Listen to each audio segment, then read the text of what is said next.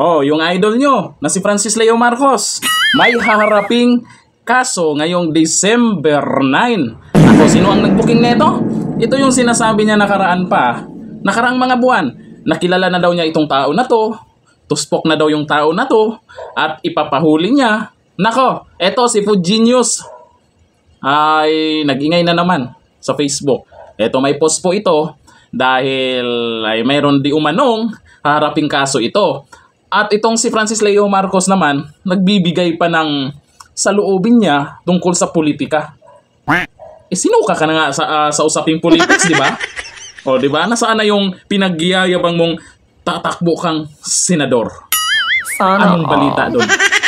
Baka naman mapahiya yung mga supporters mo na tumatawag sa yung senador, FLM.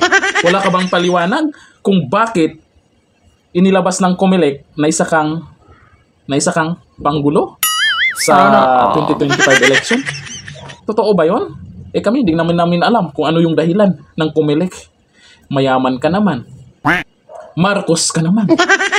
Milyon-milyon naman yung supporters mo. Ano kayang dahilan? O baka may makapanood dito sa mga supporters po ng budol na Marcos na yan, peking Marcos na yan, or Norman Mangusin na yan, baka alam nyo kung anong dahilan. Kung bakit naging nuisance candidate yung idol nyo si Francis Leo Marcos. Baka alam nyo, kami hindi namin alam eh. Pag idol nyo, dapat kilala nyo at alam nyo yung mga nangyayari para hindi kayo mabudol. O eto na yung sinasabi nating haharapin niyang kaso. Sa post po ni Food Genius, ito nakita po natin dito sa post niya, nakalagay, human trafficking.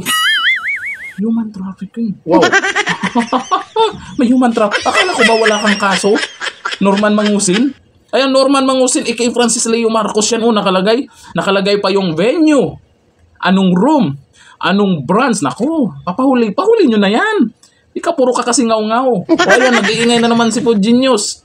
Diyan po sa Metro Manila Regional Trial Court, Branch 19 Manila. Ayon po yan sa post ni Food Genius.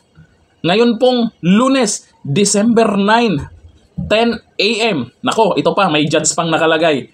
Pangalan ng judge, may complete address pa, may contact number pa, may email address pa, at yan po ay unofficial and unverified report po galing kay Food Genius Vlog.